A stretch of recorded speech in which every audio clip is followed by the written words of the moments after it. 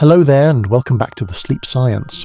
The lights are low, your room is still, and outside your window are plane arcs across the sky. Just another long-haul red-eye slicing through the dark. But inside that jet, something eerie is happening. The clocks are ticking just a tiny bit slower than the ones down here with you. Not by much, but enough to make physicists squint and grin. And if you could hover just beside that jet for long enough, you'd realise something even stranger. Your own time is being stretched quietly, like someone pulling warm dough. Welcome to the weird world where time doesn't behave, and more importantly, where time might not even be real. So before you get comfortable, take a moment to like the video and subscribe, but only if you genuinely enjoy what I do here. Tell me, where in the world are you listening from and what time is it there? Are we in sync, or are we already slipping out of alignment? Now, dim the lights, maybe turn on a fan for that soft background hum, and let's ease into tonight's journey together. You're lying on your back in the grass, staring up at the stars, trying not to think too hard about the ticking second hand on your wristwatch. It always feels so certain, that rhythmic tick, tick, tick. And yet, you've just learned something that makes your skin prickle. The faster that plane flies above you, the more it breaks time, or at least the idea of time. It all started with a bunch of clocks. Back in the 1970s, scientists had this weird hunch. Maybe Einstein had been right after all. Maybe time does change depending on how fast you're going. So like any good researchers, they decided to test it by stuffing 4 atomic clocks into commercial jets and flying them around the Earth. Yes, really. Operation Time on a Plane, or more officially the Haffel-Keating experiment. One plane flew eastward, the other westward. When they got back, the clocks were all compared against identical atomic clocks that had stayed on the ground. The result? The airborne clocks disagreed with the ground clocks. One gained time, one lost time. Neither matched reality, or rather our version of it. And just like that, the idea of absolute time, Newton's old reliable ticking metronome of the universe, took a nosedive. The implications are wild. You ride a train, you fly, you speed around the Earth at 500 miles per hour, and time itself bends around you like a heat shimmer on asphalt. Not enough to make you miss a birthday, but enough to prove that time isn't this smooth flowing river we thought it was. It's more like a slippery ribbon, curling and stretching depending on who's holding it. You reach into your memory and pluck out another time travel oddity, GPS. You use it every day, and yet it wouldn't work if time stayed steady.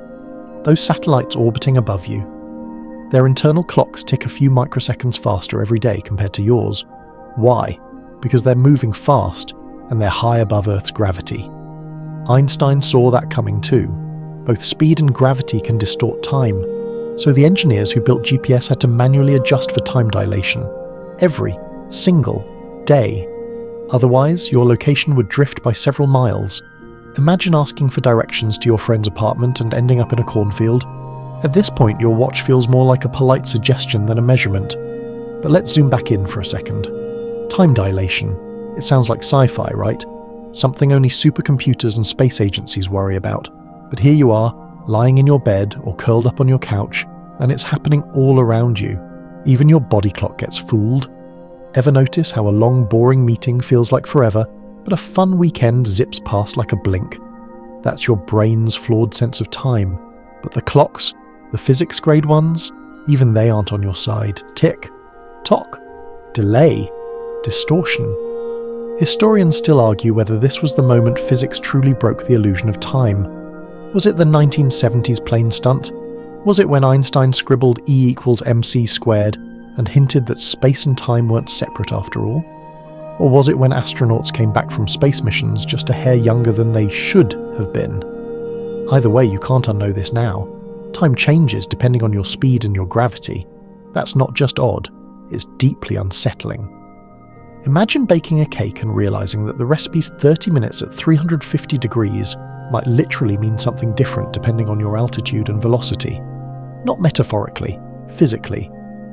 And now we fall down a deeper rabbit hole.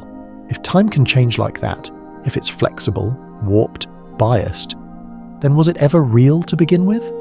Or is it just a measurement we stitched onto the universe like a price tag on a cloud? A mainstream fact to chew on. In classical physics, time was absolute, same for everyone, everywhere. That's how Newton saw it, and for centuries we all nodded along. But a quirky, lesser-known tidbit. early train stations had to invent railway time in the 1800s because towns kept their own clocks. Some cities were 15 minutes apart despite being only 20 miles away. Conductors hated it. One guy even suggested we abolish time zones altogether and just live by the sun. You chuckle to yourself. Imagine the chaos that would have caused. But maybe they were onto something. Maybe our obsession with synchronizing time only made it feel more real than it is. Because if time can change, if it's not the same for the plane as it is for the passenger, or for the satellite as it is for your phone, then it starts to sound less like a rule and more like a bug in the simulation. And you, friend, are the very bug trying to debug it. You roll onto your side. The plane overhead is gone now, swallowed by the horizon. But the thought it left behind still lingers. Somewhere out there, a clock just ticked a little slower. Somewhere else, another clock ticked a little faster. And your own heartbeat?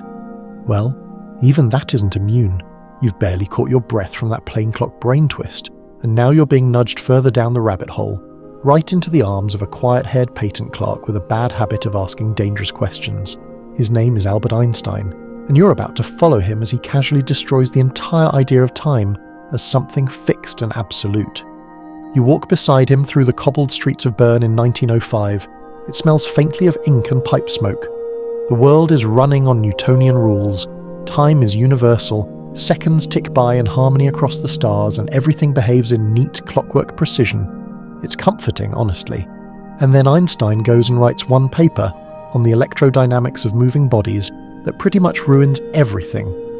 In it, he proposes something that feels, at first, like nonsense. The laws of physics are the same for all non-accelerating observers, and the speed of light is always constant, no matter how fast you're moving, which sounds like it should be boring, but it's not.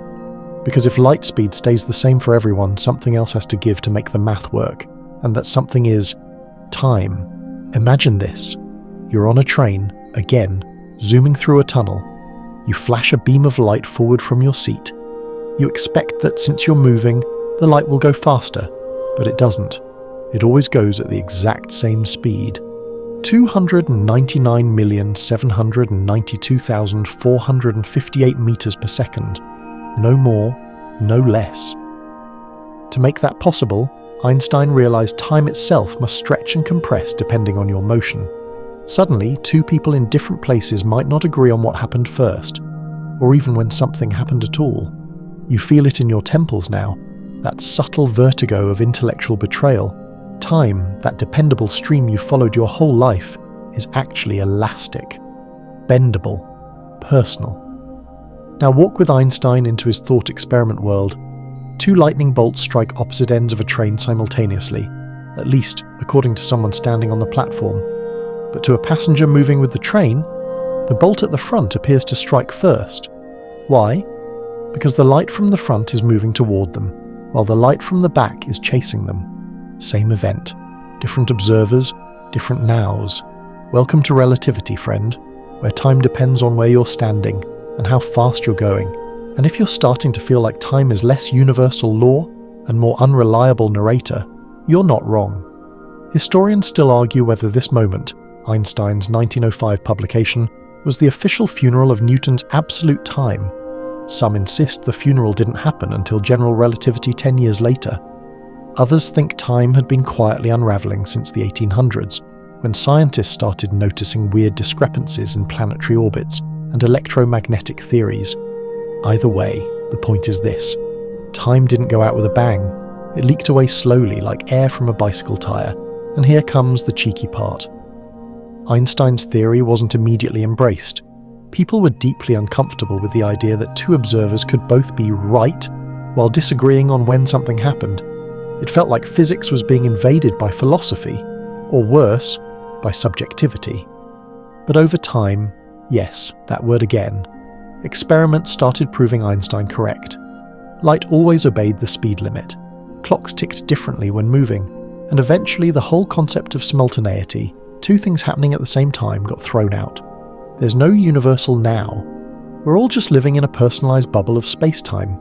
You stare out the window trying to feel the Earth rotating beneath you. You can't, of course, but the fact that motion changes time means your experience of now isn't even shared by the person across the street, technically. Let that sink in.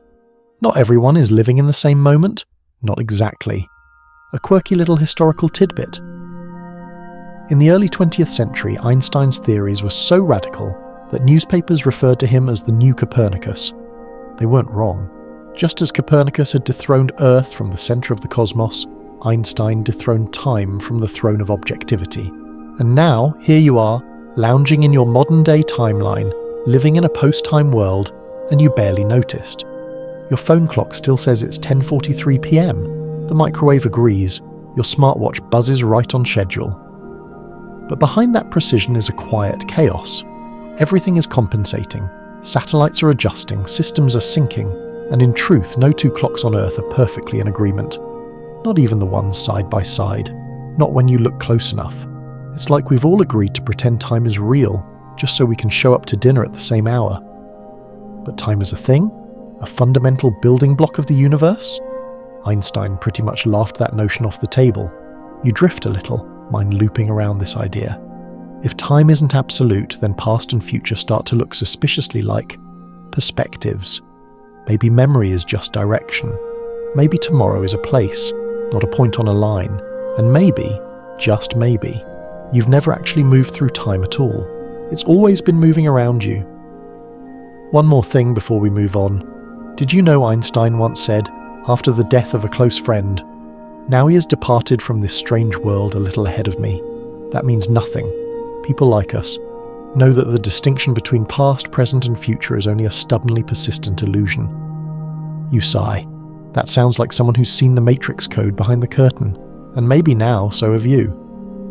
You're back in your room, blinking at the ceiling, still recovering from Einstein's casual dismantling of time. You want to believe there's a firm floor beneath your seconds, but something's off now.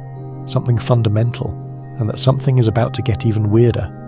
You've probably heard of the twin paradox, and tonight you're one of the twins. Lucky you. Here's the setup. You stay on Earth. Your twin, they jump into a spaceship, blast off near the speed of light, and zip around the galaxy like it's their personal racetrack. You write them a birthday card, wave goodbye, and try not to be jealous. They're going on an epic adventure. You're stuck doing laundry. But here's the twist. When they come back, 5 years later, from their perspective, you have aged decades. Your hair has gone grey. You've seen a few elections, watched a few relationships rise and fizzle. You've read a couple of books you didn't even understand. Meanwhile, your twin steps off the ship looking fresh, like they just came back from a 3-day weekend. Time dilation strikes again, but now it's personal. And no, this isn't science fiction. It's rooted right in Einstein's theory of special relativity. The faster an object moves, the slower time ticks for that object, at least from the perspective of someone standing still. Your twin, zooming at 99.999% the speed of light, they experienced a dramatically shortened passage of time. You stayed home, aged like milk, and they didn't. So, what's the paradox? Well, if motion is relative, then couldn't your twin argue that you were the one moving away from them? Shouldn't the time dilation be symmetrical? Here's the catch. Your twin had to turn around at some point, accelerate, decelerate, change direction. That breaks the symmetry. Their frame of reference is no longer inertial. That moment, the turn, creates the imbalance. That's when the paradox collapses, and that's when the universe quietly agrees.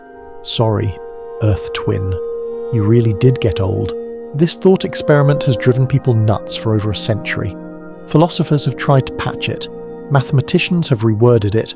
Physicists just kind of shrug and say, yeah, that's what the math says. It's not a contradiction, it's just counterintuitive, because our intuition was built in a world where speed is relative, but time feels absolute. Remember when you thought time was a straight road everyone was walking down together? Turns out it's more like a bouncy castle full of toddlers. Everyone's moving in different directions and you're lucky not to get kicked in the face. Historians still argue whether the twin paradox should even be called a paradox. Technically, it isn't one, it's a misunderstanding of relativity. But calling it a mildly unsettling time discrepancy scenario just doesn't roll off the tongue. So, paradox it remains. You shift positions under the blanket, imagining your twin stepping back onto Earth, arms wide, not realizing you've already become a fossil. Do they even recognize you? Do they feel guilt? Or does their internal clock still whisper that it's only been a few birthdays? And then there's this. If this effect really works, and it does, What does that say about time itself? It means that your aging, your past, your timeline, it's all negotiable, not fixed, not universal. Your personal experience of time can stretch or shrink depending on your motion, and that makes it feel less like time is a thing, and more like it's a side effect, a consequence of motion, a mathematical shadow cast by speed and gravity. Here's a fringe tidbit that always makes people blink. Some researchers have wondered if time dilation could eventually be used to extend human life, not metaphorically, literally. If you spent most of your time in a spacecraft orbiting Earth at high speeds, you'd age more slowly. You could, in theory, see more of the future. Time travel in a very technical and boring sense, just not in reverse. But would it be worth it? Outliving your friends? Watching the world morph while your cells drag their heels? Probably not.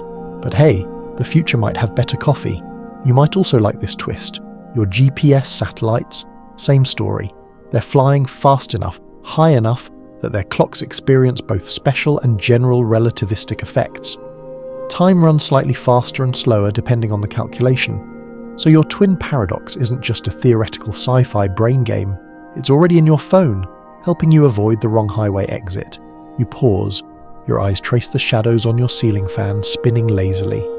You wonder, quietly, what your frame of reference is right now. You're lying still. But Earth is spinning at over 1,000 miles per hour. It's orbiting the Sun at 67,000 miles per hour. The Sun is orbiting the galactic center at a mind-bending 514,000 miles per hour. So, who's really moving?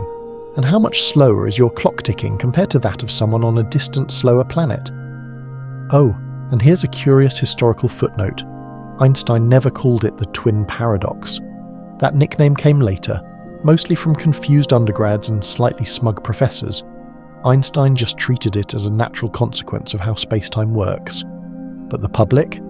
We like a good sibling rivalry, especially when it involves one twin coming home a time-travelling Benjamin Button. And you're now a tiny bit jealous of your hypothetical twin, not because they got to zip through the cosmos, but because they got a front row seat to how broken time really is. As your eyelids droop just slightly, one final thought flickers behind your eyes. Maybe time isn't a river after all. Maybe it's a local weather pattern, cloudy in some places, sunny in others, and maybe your forecast is just one of billions. So your twin has returned from their joyride among the stars, looking unfairly youthful while you've somehow aged into the hobbyist birdwatcher phase of life. You sip your tea. The bitterness isn't from the leaves, but it gets worse, or better, depending on how you feel about the stability of reality. Because tonight, your wristwatch is about to betray you too. You're on a train again. Sorry, I know we've been here before, but trains are the perfect place to shatter illusions gently. They hum, they rock, they obey schedules in theory, and they mess with time beautifully. Picture this. You sit by the window with your watch ticking along at a soothing pace. Across the platform, your friend waits, watching your train pull away. Both of you synced your watches perfectly before departure. Cute, right? But now, if this train moves fast enough, something deeply unsettling happens. According to your friend's measurements, your watch is ticking slower. Not because the batteries are low, not because it's a knockoff brand from an airport kiosk, but because you're in motion. This is special relativity again, and it doesn't care how sentimental your timepiece is. If you're moving fast, time slows down for you compared to someone at rest. This effect is called kinematic time dilation, and though it's imperceptible at your average Amtrak velocity, the math doesn't lie. If you could crank that train up to a good fraction of light speed, say 90%, your watch might tick half as fast as the one back on the platform. The difference would become obvious, measurable, unavoidable. And here's the kicker. From your perspective, your watch is ticking perfectly fine. It's your friend's watch that seems off, slower, behind. Time isn't just distorted, it's subjective. Two people, two frames of reference, two timelines, same world, no universal agreement. And now you feel it again, that soft unmooring from the idea of a shared now. Historians still argue whether this shattered the dream of universal time more than the twin paradox. Some say yes, because it wasn't a thought experiment, it was inevitable, cold math. Others insist that the real damage came when we started syncing global clocks via satellite, only to discover they didn't match unless we forced them to. Let's add a weird footnote to your ride. In 2010, researchers at the National Institute of Standards and Technology actually measured this effect using two tiny aluminum ion atomic clocks.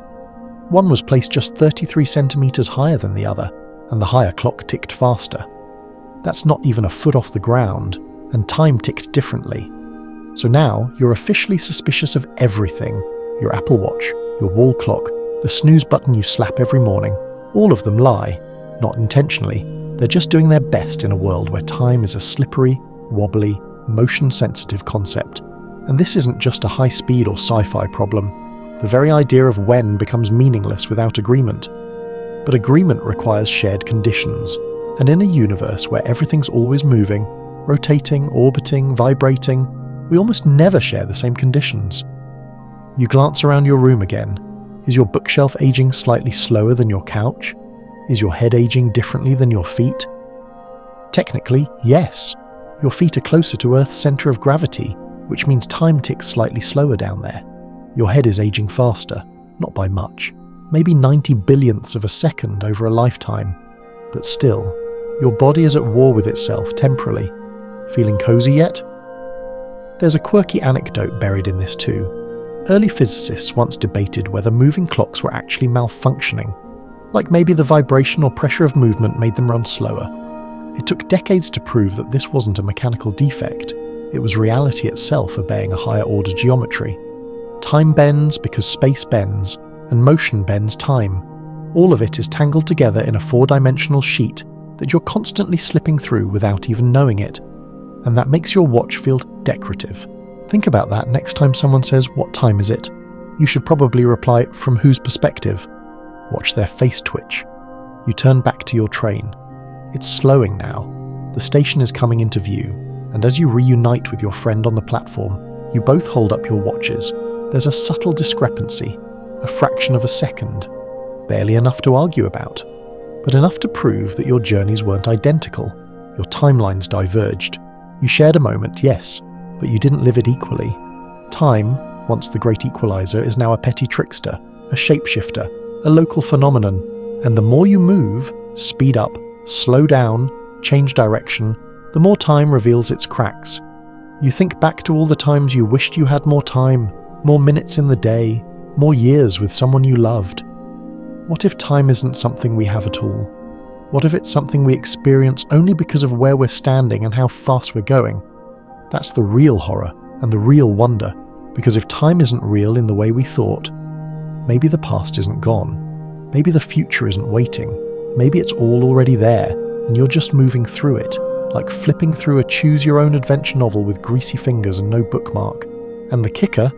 No matter what speed you travel, you can never go backward, only forward, slowly or quickly, but never in reverse.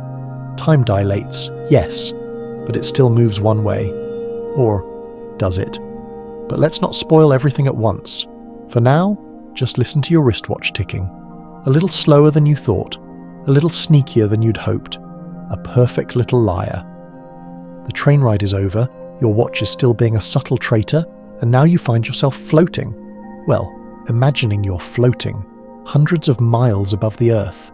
There's no hum of engines here, no weight pulling you downward, just the quiet companionship of orbital velocity and vacuum. Congratulations, you're now an astronaut. Don't get too excited, there's a catch. You're aging slower than everyone you left behind.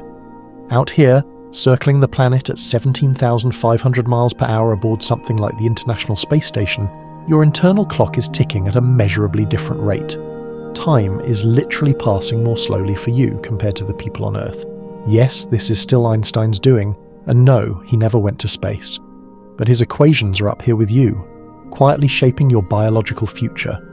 This isn't a thought experiment. It's been measured, tested, confirmed. Most famously, it happened with twin brothers, Scott and Mark Kelly, both astronauts, both veterans of space missions. But Scott spent nearly a full year aboard the ISS while Mark stayed home, firmly planted on Earth. NASA tracked everything, genes, health markers, and yes, the passage of time. When Scott returned, he had aged ever so slightly less than Mark, just a few milliseconds. But still, he was technically the younger twin now. Time dilation had picked a favourite, and let's be clear, It wasn't just the speed of the orbit that caused this, it was also the gravity. Here's where things get truly spicy. Time slows down in stronger gravitational fields. It speeds up where gravity is weaker. It's called gravitational time dilation, and it means that clocks on the surface of the Earth tick a little slower than clocks high up in orbit.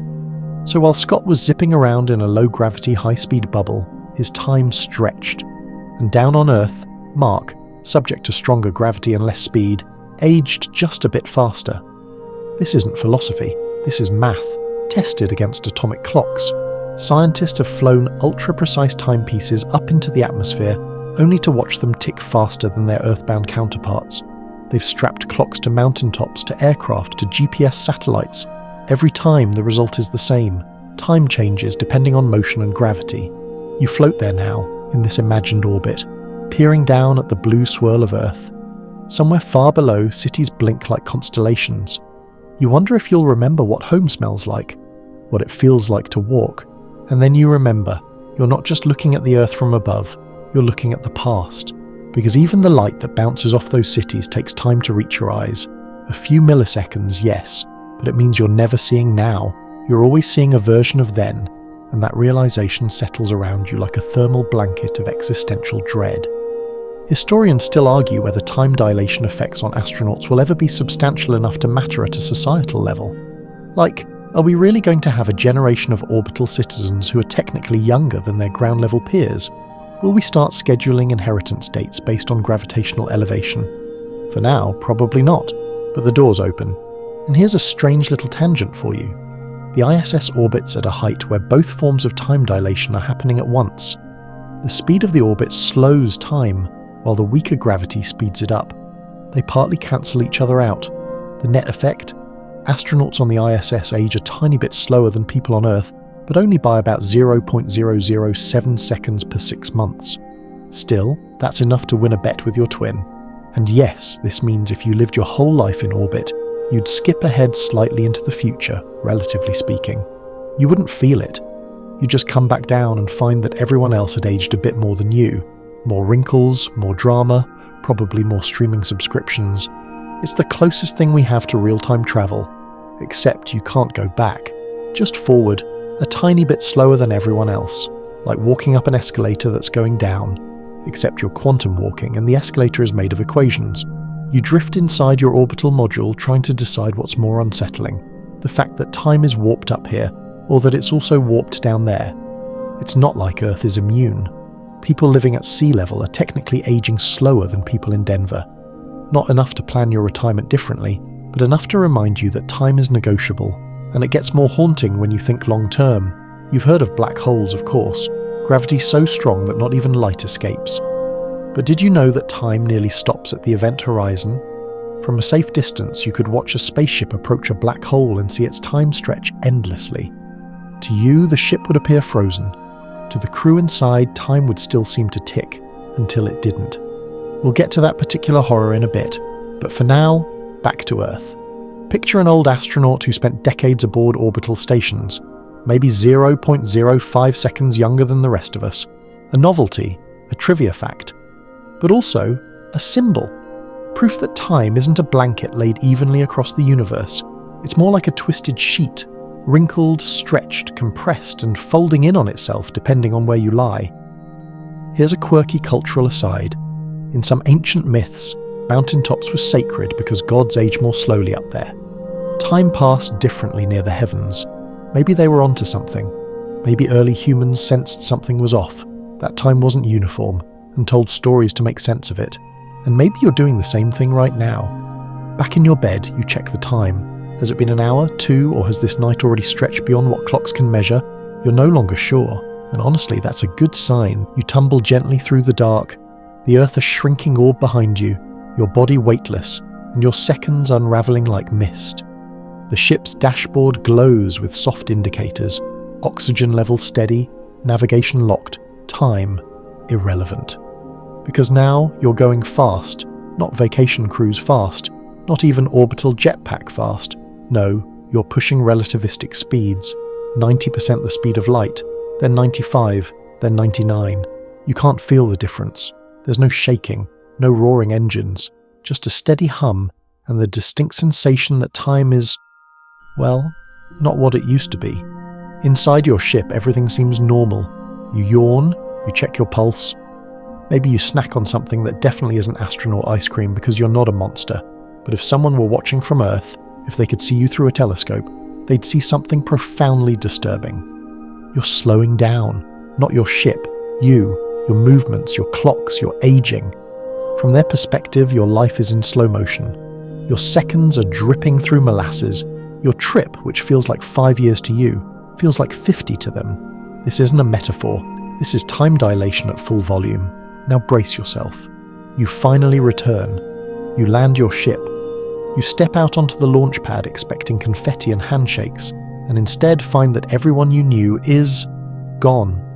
Buildings are different. Language has shifted. People wear strange clothes and refer to history you didn't live through. You're a relic from the past, aged 5 years. They've aged decades. You, my friend, have travelled to the future, the slow way, the expensive way, the only physically possible way. And yes, this is backed by real physics. The closer you travel to the speed of light, the more dramatic the time dilation. The effect isn't linear, it's exponential. So at 50% light speed, time slows just a little. At 90%, much more. And at 99.9999%, time virtually stops for you. You could travel across galaxies and still be young when you return, assuming you can return. Historians still argue whether this kind of time travel deserves the name. After all, you're not manipulating time, you're just exploiting its pliability. No wormholes, no flux capacitors, just pure, boring math. But it works, and it breaks your brain anyway. Back in the 1950s, scientists started noticing that cosmic ray particles called muons, which normally decay in microseconds, live longer when travelling at near-light speeds through Earth's atmosphere. They shouldn't survive long enough to reach the ground, but they do. Why? Because their time is slowed. From their perspective, they reach the ground instantly. From ours, they've been stretched, extended by their speed, like tiny, high-velocity vampires. So, yeah, muons are tiny astronauts, just less chatty. You stare out the window of your imaginary ship and realise something else. The faster you go, the less you experience. The more you outrun time, the fewer moments you collect. A high-speed life is a shorter life from your perspective. You survive the centuries, sure, but you don't live them. This paradox is sometimes called the clock postulate, and it makes a pretty profound statement. The fastest path through space isn't always the fastest path through time. In fact, they trade off. The more distance you chew through at high speeds, the fewer ticks of your clock you carry with you. Here's a quirky historical side note. In the early 20th century, the idea of time dilation terrified people. Some thought it might mean we could freeze time entirely. Others hoped we could cheat death with fast enough travel. But so far, no one's figured out how to build a ship that gets even close to light speed without turning the crew into a pancake. Which, kind of puts a damper on things. And don't forget the cosmic limit. Nothing with mass can ever reach the speed of light. The closer you get, the more energy you need. And at light speed, infinite energy. It's like trying to win a race where the finish line keeps sprinting ahead of you, flipping you off. But you can approach it, and that's enough to fracture time. As you decelerate back to normal speeds, returning from your hypothetical journey, you carry with you not just a younger face, but a burden. The realization that your seconds, your years, your memories, they're not universal. They're local, portable, custom fit to your path through the cosmos. Everyone else kept living while you coasted on the edge of time. Some friends got old, some forgot you, some changed in ways you'll never understand. Your dog? Probably long gone. And you blinked. So now the question lingers. Was it worth it? You traded time for motion, saw the future, escaped decay. But what did you lose? Maybe everything. It's no wonder that many depictions of time travel in fiction feel melancholic. Not because of paradoxes or killer robots, but because of loneliness. Time dilation, even when completely legal by the laws of physics, is isolating. It makes you an alien in your own timeline. And yet, some part of you still wonders what it would feel like. That near-light speed cruise through the stars, the cosmic detour into tomorrow, the brief escape from entropy. Just in case the rent's due next week and you'd rather skip ahead. But let's step back to Earth for a moment, before your spacecraft folds itself into a physics exam. The takeaway is simple but brutal. The faster you go, the less you age. That's not just weird. That's proof proof that time is not absolute, that it bends, stretches, compresses, and maybe, just maybe, doesn't exist at all in the way we've been taught. Time isn't a river, it's not a line, it's not a ticking drum keeping the universe in sync. It's a function of movement, of perspective, and your experience of it is negotiable. You sit in your ship one last time, look at your hands, they haven't changed, but the world outside? It's a stranger now. You've survived your high-speed future cruise, just barely. The lights of home are unfamiliar now, but one thing hasn't changed: gravity. That ever-present invisible hand pressing you down, whispering, "You belong here." Or do you? Tonight you're going to step closer, dangerously close, to the edge of a gravitational abyss. You're going to flirt with the one place in the universe where time itself breaks down. Welcome to the neighborhood of a black hole. You start your descent in orbit, circling a behemoth of darkness. This isn't some vague cosmic metaphor. It's a supermassive black hole, millions of times the mass of our sun. You can't see it, of course, not directly. You see the glow of doomed stars spiraling in, their light twisted and dragged and stretched like taffy in a cosmic blender. You see the accretion disk, a fiery halo of matter screaming toward its doom, and just beyond that blazing chaos, nothing. Just an event horizon, a one-way door where time stops for the outside world. That's not poetic, that's math. As you drift closer, your ship's clock starts to slip, slowly at first, then quickly. To observers watching you from afar, say, that orbital crew sipping tang up above, it looks like you're freezing, not dying, not vanishing, just suspended, like someone hit pause. From your perspective though, everything's fine. Time feels normal, your heart beats, you check your oxygen.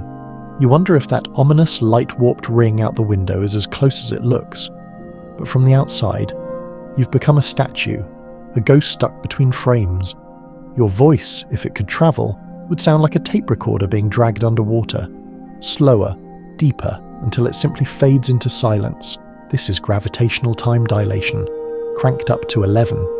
It's the same principle that made your feet age slower than your head, only now you've dialed it up near a singularity, a place where space-time curves so sharply that even light can't escape. Historians still argue whether the event horizon is a physical wall or just a mathematical boundary. Some say crossing it would be uneventful, provided your ship is large enough to survive the tidal forces. Others claim the very structure of reality changes there, that causality frays and time unspools into nonsense. Here's the key point. From outside, you never cross the horizon. You just asymptotically approach it, your movement slowing forever, your clock ticking slower and slower until it halts. From your point of view, though, you do cross it. You fall in, you continue, straight toward the singularity. So whose version is correct? Both. And neither. Because again, time is relative. There is no universal now that everyone can point to. Your now is not my now, and near a black hole that disagreement becomes cosmic law. You tighten your grip on the armrest of your imaginary ship. Gravity's pull is stronger now. Your instruments scream warnings you can't quite pass. Out the window, the stars begin to twist. Not spin, twist, like someone's wringing out space-time itself. And here's a haunting fact. This isn't just theory. In 2014, researchers at the Event Horizon Telescope captured the first real image of a black hole's shadow. Not just an artist's rendition, not a simulation, a photograph of the Event Horizon's silhouette wrapped in glowing plasma, proof that these beasts exist and that their warping of time is very, very real. You feel your ship pitch slightly. You've crossed the line now where time views flowing so slowly that centuries are passing in the outside universe. Whole civilizations rise and fall while you blink. That fast food chain you liked, it's a religion now. That streaming service you hated, it's somehow still charging your credit card. Here's a fringe tidbit you might enjoy, or fear. Some physicists speculate that from the right angle, you could use this time warp effect near a black hole to glimpse the entire future of the universe. As you hover just outside the event horizon, time outside accelerates wildly. Billions of years could pass in minutes from your perspective. You could, in theory, watch the stars die, galaxies fade, the universe stretch into nothing, all while sipping dehydrated coffee in your pilot's seat. But you'd never be able to return, because escaping that close to a black hole would require more energy than the universe can offer. Once you're that deep, the slope is too steep, and so you'd become a witness to everything, but a participant in nothing. There's something poetic about that. Tragic, too. You pause for a breath. You're now past the event horizon. Or maybe you aren't. Who could tell? Space is no longer behaving. Time is fractured. Even direction is questionable. In this moment, one final realization hits. If gravity can bend time so dramatically, if it can freeze, stretch, or shred the sequence of seconds, then time was never really a constant. It was never the backbone of the universe. It was just a measurement, a flimsy attempt to quantify change. You finally understand what Einstein meant when he said, "Time and space are modes by which we think, not conditions in which we live." Because here, near this silent singularity, time is less than a shadow, less than an idea. It's a choice of perspective, a trick of the metric, a local phenomenon pretending to be a universal law. And now your seconds are stretched so thin that they're unrecognizable. There's no past anymore, no future, just the slow fall inward, forever. You've escaped, barely, from the warping maw of the black hole. Or maybe your atoms are still spiraling toward the singularity while some parallel version of you, still safe in their warm bed, is learning a quieter kind of betrayal. This one doesn't involve collapsing stars or relativistic speeds. It involves your phone's GPS. Yes, that innocent little voice telling you to turn left in 500 feet is built on a lie. Or more precisely, a carefully corrected distortion of time. Because if it weren't, you'd be stranded, lost, and possibly driving into a lake. You glance at your screen. A glowing blue dot moves confidently along a map, tracing your path in real time. Except it's not real time. It's a calculated illusion, only possible because satellites in orbit are constantly cheating time on your behalf. Let's dig into that. High above you, around 12,550 miles up, dozens of Global Positioning System, GPS satellites, are zooming around Earth at about 8,700 miles per hour. Each satellite carries multiple atomic clocks, accurate to within a billionth of a second. These clocks beam time-stamped signals to your device, which uses the delays in arrival to triangulate your location. Simple, right? Except it's not. Because two different flavors of time dilation are at play here. First, special relativity says that because these satellites are moving so quickly, their clocks should tick slower than yours down on Earth. But wait, general relativity crashes the party. Because those satellites are also high above Earth's surface, experiencing weaker gravity, their clocks should tick faster than yours. And here's where it gets beautifully chaotic. The general relativistic effect wins. The net result is that GPS satellite clocks tick about 38 microseconds faster per day than your clocks on the ground, which doesn't sound like much. But if left uncorrected, this tiny difference would result in positional errors of up to 10 kilometers per day. That means your phone would send you to the wrong building, or the wrong city, or if you're especially unlucky, into the ocean. So every GPS satellite's internal software includes a built-in relativistic correction, one that constantly adjusts for the bending of time due to both speed and gravity. You literally cannot navigate the modern world without Einstein's equations whispering under the hood. Historians still argue whether GPS was the ultimate real-world proof of relativity's accuracy. Some point to the Hefel-Keating experiment with flying atomic clocks. Others argue that GPS is different. It's not just proof, it's dependence. Modern civilization relies on relativistic time correction to function at all. And here you were thinking, relativity was just for chalkboards and nerds in bow ties. But no, it's in your pocket, in your dashboard, in the delivery app that somehow knows you ordered pad thai 2 minutes ago and are now pacing near the window like an underfed raccoon. Here's a quirky tidbit you probably didn't expect. The original GPS satellites weren't launched with the intent of proving relativity. Engineers were skeptical. Many believed the relativistic corrections were unnecessary, maybe even overkill. But they included the capability just in case. Turns out without them, the system would have been useless within hours. You sit with that for a moment. The idea that time, something we treat as fixed, reliable, sacred, is being actively bent and corrected in real time so your phone doesn't hallucinate your location. It's not just humbling, it's unnerving. Because it means we know time isn't constant. We know it changes based on motion and position, and yet, most people walk around acting like the numbers on their screens represent something absolute, when they don't. You pause and look out the window. Somewhere up there, 31 satellites are flying in precise paths, their onboard clocks ticking just a bit too fast, their software quietly apologizing for physics every nanosecond. You get the eerie feeling that nothing around you is actually in sync. Not your phone, not your microwave, not the streetlights, not even the people walking beside you. Everyone's time is personal, local, a micro-universe stitched together by corrections and assumptions. You only think you're in a shared moment, but the truth is, you're all slightly displaced. By motion, by gravity, by the very geometry of space-time itself. It's enough to make you distrust calendars, which brings up another point. If we have to manually fix time just to know where we are, how much of our experience is manufactured? How much of reality is just a patch job over the deep cracks in our understanding, and you're tempted to turn off your phone, to ditch the satellite grid and wander by the stars? But even those lie to you, in their own ancient time-bent way. Light from the nearest star system, Proxima Centauri, takes over 4 years to reach you. When you look at it, you're not seeing it now. You're seeing what it looked like when you were 4 years younger, probably eating cereal and still believing time was real. And GPS? That's just a modern version of the same lie, only interactive. So the next time your map app gets your location wrong, don't be too harsh. It's trying to make sense of a universe that doesn't agree with itself. A universe where speed and mass bend time, where your now isn't mine, and where the only reason you arrive at the grocery store instead of a swamp is because Einstein said, "Don't worry, I'll fix that for you." One last thought before you roll over and drift deeper into this existential cotton ball. Your phone is one of the most precise time machines humans have ever built. Not because it lets you travel through time, but because it reminds you that you already are. Every second, every step, every orbit of those satellites above your head is a quiet confession that time doesn't behave the way we wish it would. And maybe it never did.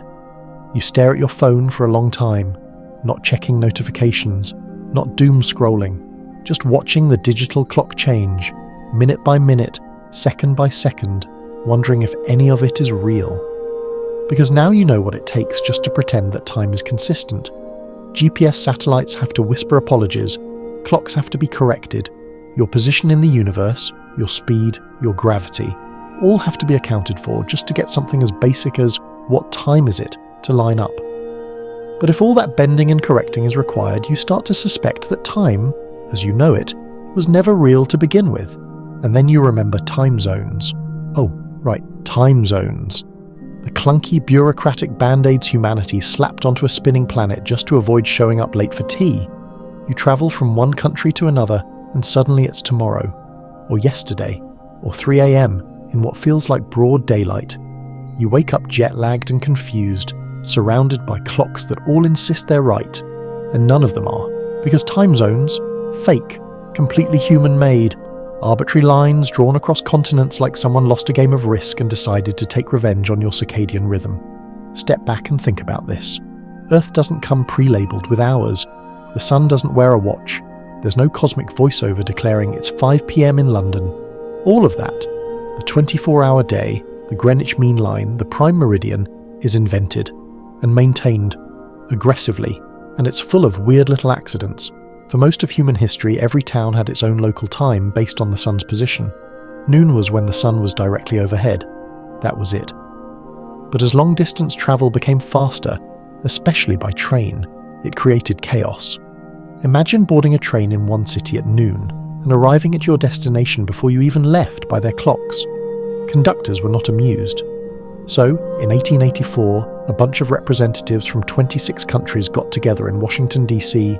and agreed, let's divide the world into 24 time zones, each one roughly 15 degrees of longitude apart. They anchored it all to the Prime Meridian in Greenwich, England, because imperialism, basically. And suddenly, time became political. Now, when you cross a border, you're also crossing into a new version of now, sometimes a half hour off, sometimes 45 minutes. Nepal, for example, is plus 5:45 GMT, not even a full hour. Just enough to make scheduling a Zoom call a slow descent into madness. Some countries skipped daylight saving time. Some adopted it, hated it, and dropped it. Others just changed their time zones for fun. Russia once decided to stop observing daylight saving time altogether and permanently live in wintertime. In 2021, the US debated doing the opposite, locking in permanent summer hours. It's a mess, a charming, broken human mess. And what does it tell you? That time, the thing you treat as law, is basically a vibe. A series of compromises to help coordinate human activity across a lumpy, spinning rock that happens to face the sun unevenly. Historians still argue whether standardizing time zones made us more efficient or just more anxious. Yes, it streamlined trade and travel, but it also forced the illusion of synchronization, and in doing so, flattened our experience of time into cold rectangular blocks, like everything else under capitalism. And it gets even dumber. There's a place in Canada where 4 time zones converge. You can literally walk a few feet and jump an hour forward or back. In Antarctica, there's no universal time zone. Each station uses the time zone of the country that runs it. Some use New Zealand time, some use Chilean time, others just pick one arbitrarily and stick to it. And let's not even start on international flights that cross the date line. You take off on a Tuesday and land on Monday. Congratulations, you're a time traveller, a very tired, over-caffeinated one. Here's a little-known tidbit. In 2011, the nation of Samoa decided to jump an entire day forward. They skipped December 30th and moved from the eastern side of the international date line to the western side. Why? Because they wanted to align their calendar with trading partners like Australia and New Zealand. One day it was Thursday, the next it was Saturday. A whole Friday vanished. Poof. If you needed any more proof that time is made up, there it is. A country just deleted a day like it was clearing space on a calendar app.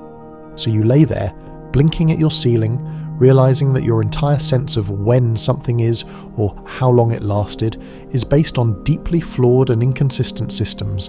And it has to be that way, because the Earth spins unevenly. The year doesn't divide cleanly into days. Leap years exist because our calendar is just a desperate attempt to pretend the solar system obeys nice round numbers. Spoiler, it doesn't. Every extra second we wedge into the calendar, every leap day, every time zone, it's just humanity frantically taping over the holes in time with duct tape and optimism. You start to wonder, if we dropped it all, time zones, clocks, the 9-to-5 grind, what would happen? Well, some people already live like that. Astronauts aboard the International Space Station use Coordinated Universal Time, UTC, to stay consistent. Researchers in Antarctica pick a time zone that works for them. Some digital nomads ignore local clocks entirely and run their lives on a personal body clock schedule. And weirdly, it works, because the truth is the only real time is local time, what your body feels, what the sun tells you. The rest is scaffolding, and that scaffolding is cracking, so the next time you cross a border and your phone pings with a time update, remember, that change isn't because the planet shifted, it's because some committee once decided that you're now in a different version of the present, and you believed them. You're officially suspicious now, not just of time, but of everyone who's ever claimed to keep it. Governments, popes, train conductors, smartwatch designers, all of them, in on the con. And if time zones are smoke and mirrors, you have to wonder what's lurking behind the whole calendar system. Spoiler, it's worse. Tonight you trace the long, jagged history of how humans have tried, and mostly failed, to trap time in a grid. Because while the stars may be reliable, our attempts to schedule them, an absolute disaster. Start here. You're in ancient Rome. The forum is buzzing. Senators are scheming. Toga sales are booming. But the calendar, it's chaos. Rome originally used a lunar calendar that had 355 days, which is not enough. Every few years, priests had to insert an extra month to keep things aligned with the seasons. But here's the twist. These insertions were often politically motivated. Want to extend a consul's term? Add a month. Want to mess with your rivals? Leave it out. Time wasn't just fake, it was weaponized. By 46 BCE, things were so off that winter was showing up in September. Enter Julius Caesar. He brought in Egyptian astronomers and said, "Fix this." And thus the Julian calendar was born, 365 days a year with a leap day every 4 years. Close enough to reality, right? Wrong. It turns out a solar year isn't exactly 365.25 days. It's about 11 minutes shorter. That doesn't sound like much, but over centuries those minutes pile up. By the 1500s, the calendar was 10 full days out of sync with the seasons. Enter Pope Gregory XIII. He ordered a correction because Easter was drifting into summer and it was making the church look bad. So in 1582, the Gregorian calendar was introduced and 10 days were deleted from the year. October 4th was followed immediately by October 15th. People were furious. They believed those 10 days had been stolen from their lives. And honestly, can you blame them? Historians still argue whether people truly rioted over lost time or whether it's an urban legend. But what's undeniable is that the calendar is a Frankenstein's monster of corrections, fixes, and arbitrary decisions. Here's a quirky gem. September, October, November, and December mean 7, 8, 9, and 10, except they're the 9th, 10th, 11th, and 12th months. Why? Because the original Roman calendar started in March. January and February were added later, but we never bothered to rename the rest, which is just lazy. And leap years, even messier. The Gregorian system skips 3 leap years every 400 years to compensate for that 11-minute drift. So the year 1900 wasn't a leap year, but 2000 was. You don't feel it, but that tiny math trick is keeping spring from arriving in August. And even with all that, we're still off. That's why we have leap seconds. Since 1972, we've had to occasionally insert an extra second into the year to keep atomic time aligned with Earth's slightly wobbly rotation. These are added at the end of June or December and are announced months in advance, like surprise parties for physicists. The most recent leap second? 2016. The next one? Not scheduled. In fact, there's talk of abandoning them altogether because they wreak havoc on software and financial systems. 1 second doesn't seem like much, until it crashes your servers. So yes, you live in a world where time is so fake that we have to occasionally patch it like a buggy video game. And yet, we pretend it's real. We build lives around it. We panic when we're late.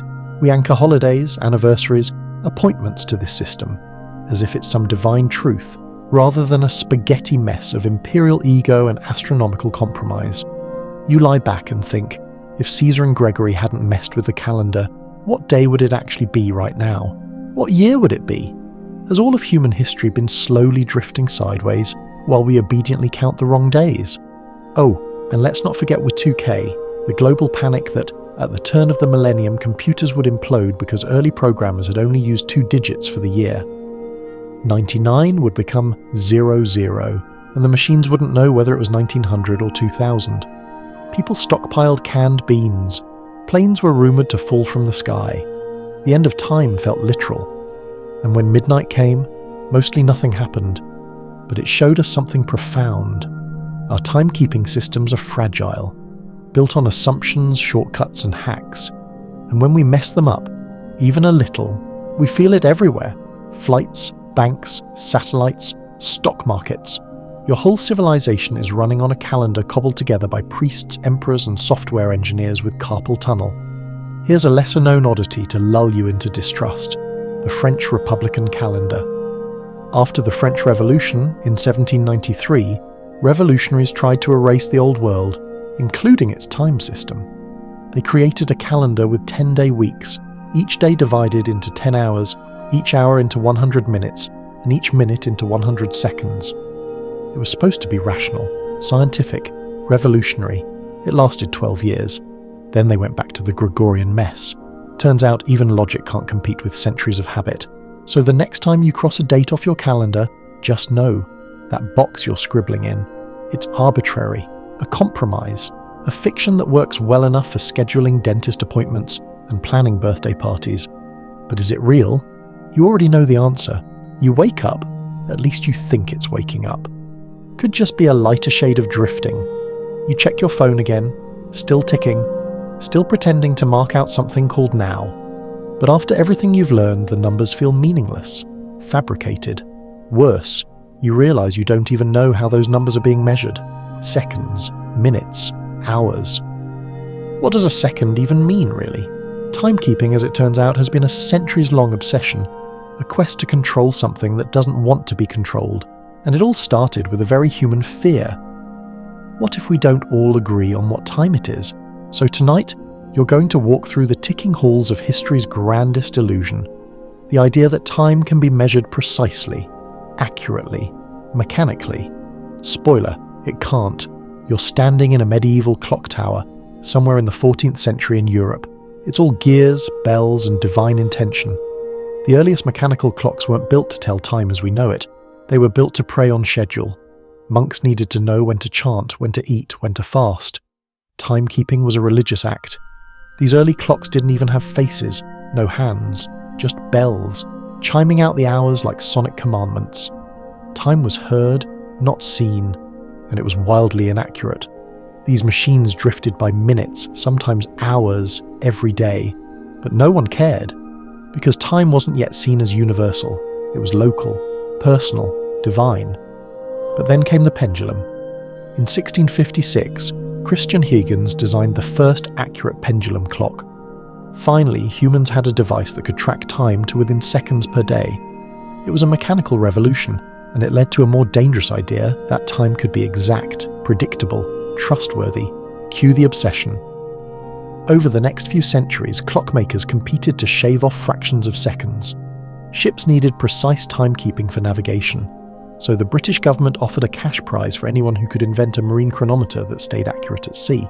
Enter John Harrison, a carpenter turned inventor who built a series of clocks so precise they changed how humans mapped the world.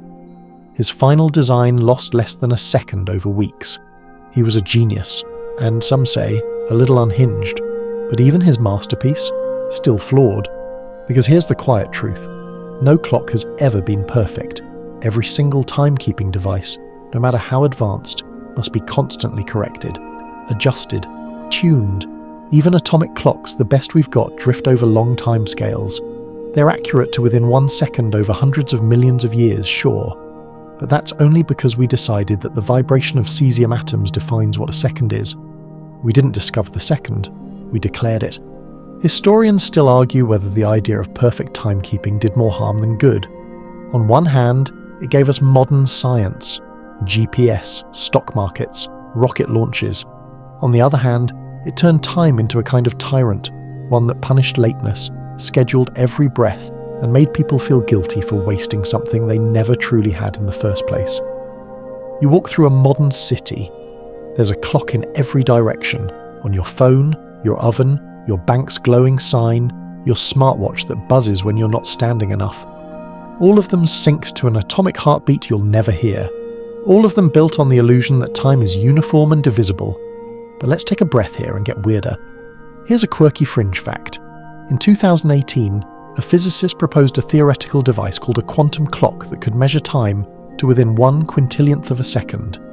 That's a 1 with 18 zeros after it. Impressive, right? But also pointless, because what does it mean to measure something that fine, when time itself bends with gravity speed, even your height above the ground? Your head and your feet aren't in sync. Neither are your devices. The only reason you believe they are is because we agree to believe it.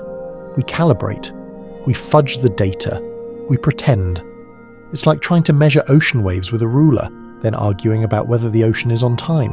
And if you really want to mess with your head, think about this. Clocks don't measure time. Clocks measure change, movement, vibration, rotation. You assume that change equals time. But maybe time is just our name for what change feels like. You sit with that. Your eyes drift to the digital clock on your nightstand. You remember winding old watches. You remember school bells. You remember hearing the tick of a wall clock and believing that each tick was a real second. But what if it wasn't? What if each tick was just an arbitrary heartbeat? A pulse in a meaningless framework? You weren't measuring time. You were counting a rhythm and calling it real. Even today, we don't agree on time across the globe. There are multiple time standards: Coordinated Universal Time, UTC, International Atomic Time, TAI, Terrestrial Time, TT, each with slight offsets, each with different rules, and all of them based on clocks pretending to understand something that still, at its core, refuses to behave. Maybe that's why you're feeling disoriented. Your internal time, the one your body whispers through sleep cycles and hunger pangs, doesn't match the mechanical one. You're out of sync, and you always have been. Because the illusion of perfect timekeeping is just that, an illusion, a polished facade built on gears, quartz crystals, radioactive atoms, and our desperate need for control. But deep down, the universe doesn't care about seconds, or minutes, or leap years. It only moves, shifts, changes, and somewhere in that change we drew a line and called it time. You turn your head slowly, like someone surfacing from a dream, and try to remember what day it is. Monday, Thursday, a cleverly disguised Sunday, it doesn't really matter anymore. After all the clocks, calendars, and orbiting satellites, you're finally asking the big question. Does the universe even know what time it is? Spoiler, it doesn't. Tonight you zoom way out, past your bedroom walls, past Earth, past even the sun.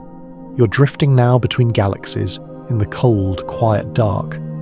There's no ticking here, no seconds, no hours, just stars flickering silently across incomprehensible distances. And in this vacuum of silence, one thing becomes very clear. The universe doesn't keep time, only we do. Because once you leave human systems behind, no watches, no calendars, no PowerPoints at 9 a.m, what you find is motion. That's it. Things moving relative to each other. Galaxies spinning, particles colliding, stars burning out. But none of that has timestamps. No universal clock ticks at the heart of the cosmos. There is no grand master timekeeper announcing, "It is now 3:15 p.m, universal standard." Just processes, reactions, slow, beautiful decay. And that means time, as you experience it, isn't built into the universe. It's a mental layer, something we apply to events to make sense of them. You watch a star collapse. It becomes a white dwarf, then a black dwarf. Then eventually, many trillions of years later, it fades into thermal darkness. But none of those stages happen on time. They just happen. You want a timestamp? Too bad. The universe doesn't do clocks. Historians still argue whether time should be treated as a fundamental dimension, like space, or if it's just a construct built out of causality, the idea that A leads to B. We assume time exists because we remember the egg before the omelette, but is that time, or just change, experienced in one direction? Some physicists go further. They argue that time is emergent, a property that only appears when you zoom into complex systems like atoms, brains, and human consciousness. Strip those away, and time vanishes. It's not a thing. It's a shadow of motion. It's like trying to find value in a coin without people to believe in it. Now drift deeper into the void. Imagine looking at the cosmic microwave background, that faint glow from the birth of the universe still rippling around us. It's the closest thing we have to a timestamp for the beginning of time itself. But even that is misleading, because the early universe didn't come with a clock. It came with energy, particles, and interactions. We applied time to it after the fact. We calculated the age of the universe, 13.8 billion years, based on how fast galaxies are expanding away from each other. But that's not a cosmic birthday card, it's just math layered on top of velocity. Here's a quirky little fact to rattle your mental filing cabinet. Some physicists propose the idea of a timeless universe, a reality where all states of the universe exist simultaneously, like pages in a book, not arranged in a line but in a block. Time, in this model, is just our perception of moving through that block, one page at a time. It's called the block universe theory, and if that doesn't ruin your sense of free will, I don't know what will. In this framework, everything that has happened is happening and will happen. Already exists. There is no now. There's just your perspective. So why does it feel like time flows? That's the delicious question. You, with your tiny meat brain, experience time because your mind encodes memory. You remember the past, but not the future. You organize events into sequences. Your brain is constantly updating a story about what just happened and what might happen next. But none of that means time is flowing. It means you are. Let's get weirder. Quantum mechanics, the famously nonsensical playground of reality, doesn't even require time. The fundamental equations of quantum physics are time-symmetric. They work the same forward or backward. There's no built-in arrow pointing one way. So where does that arrow of time come from? Most likely, entropy. Entropy is the measure of disorder in a system. According to the second law of thermodynamics, entropy always increases. Things move from order to chaos. Ice melts. Stars burn out. Eggs scramble. That gives us the illusion that time moves forward, because change becomes more irreversible. But the universe doesn't care about before and after. It just plays the entropy game, moving toward maximum disorder like a bored teenager tipping over stacks of books. So when you say, that happened yesterday, what you're really saying is, that version of the universe had less entropy than this one, which is, admittedly, a terrible way to write a memoir. And here's the kicker. Some physicists think that if the universe ever began contracting instead of expanding, entropy might decrease, meaning time could reverse, or rather, our experience of time would. In that case, you'd unage, suns would rekindle, ashes would become trees, coffee would jump back into the cup, and you'd remember tomorrow instead of yesterday. Doesn't mean it'll happen, but it does mean time, as a concept, is far more flexible than you were led to believe. You float there, surrounded by galaxies and radiation, and realize something humbling. Nothing in the universe knows what time it is. Only you do, because you invented time, or rather, your brain did, to survive, to plan, to remember. It took motion, change, decay, and built a story out of it. Time isn't real, but your experience of it is, and maybe that's enough. You've left behind the galaxies, the frozen starlight, the entropy-fueled time games, and now you're back where all of this started, inside your head. Because after all the clocks and calendars and cosmic drift, you finally turn inward to face the last and strangest clock of all, your brain. The human brain is a magnificent liar. It's made of roughly 86 billion neurons, and not a single one can tell time. There is no biological tick-tock, no tiny grandfather clock inside your skull. And yet you feel time, you sense it passing. You know when a minute drags, and when hours vanish like foam in the bath. So tonight, you're going to find out just how your brain fakes time, and how the illusion works well enough that you've made it this far without screaming into a pillow. You're lying still now, breathing evenly, eyes half shut. But your mind is always working. It's constantly building a model of the world, where you are, who you are, what's happening when. And to do that, it cheats. Aggressively. First off, your brain runs on delay. Every time you hear a sound, see a flash, feel a tap, it takes time to process. Signals have to travel through nerves, get interpreted, stitched into memory, and then fed into your conscious experience. So you don't experience the world in real time, you experience it on a lag, and yet you feel like everything's immediate. Why? Because your brain buffers reality. It waits just a little, around 80 milliseconds, then edits everything to make it feel smooth and instant. Like a live stream with a short delay, this is called the perceived present, a rolling window of about 3 seconds that your consciousness treats as now. Everything outside of that window gets sorted, before or after, past or future. But the moment, the current you, always a few beats behind real events. It's kind of like a reality TV editor trimming footage so you don't notice the awkward pauses or the cameraman sneezing in the background. You're getting the highlight reel, clean, linear, believable. But this trick breaks down. Ever noticed how time slows during emergencies? Car crashes, falls, fights. That's not because the universe is playing in slow motion, it's because your brain is hyper-recording. It packs more detail into each moment, so in hindsight it feels longer. Same thing happens when you're bored. The brain logs more of the sensory monotony, stretching the moment. But if you're having fun, if you're distracted, if your brain skips the record button, time flies. Historians still argue whether ancient people experienced time the way we do. Some believe that before mechanical clocks, humans lived more in the moment, guided by sun and season, not minutes. Others argue that time perception is neurologically fixed and has always functioned in roughly the same way. But here's what we do know. Your experience of time changes with age. Remember childhood? Those summers that lasted forever? That week before your birthday that felt like a decade? That wasn't just nostalgia, it was neurology. When you're young, everything is new. Your brain records more, stores more detail, and more detail makes time feel slower. But as you age, life gets repetitive. Fewer new inputs, less memory density. Your internal record shrinks and time feels like it's accelerating. It's not that time speeds up, it's that your brain stops noticing it. Here's a quirky fringe fact. In studies of people in sensory deprivation chambers, no light, no sound, no external cues, participants lose all sense of time within hours. Some believe minutes have passed, others swear it's been days. That's because without external reference points, time perception collapses. The brain can't track change without input. It's like trying to count seconds in a dream. It slips, it loops, it vanishes. And then there's the body clock, the circadian rhythm, managed by a clump of neurons in your hypothalamus called the suprachiasmatic nucleus. It runs a rough 24-hour loop tied to light and melatonin, and it's mostly in charge of sleep, metabolism and mood. But it's easily fooled.